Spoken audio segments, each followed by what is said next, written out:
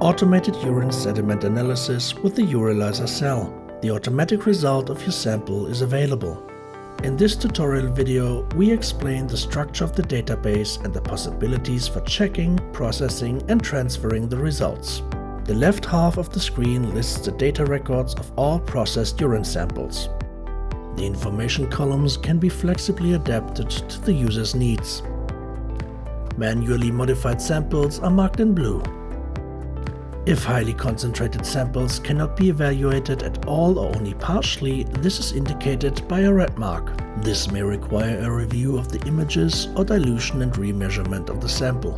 To view the detailed measurement results of an individual sample, select the respective measurement and it will appear in the right half of the screen. In the header, the patient and sample information is listed. Below is the total overview of the sediment analysis.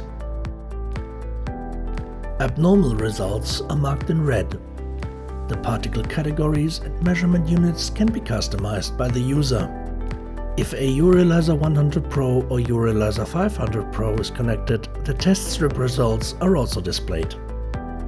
In the lower section, basic details of all 15 pictures can be traced.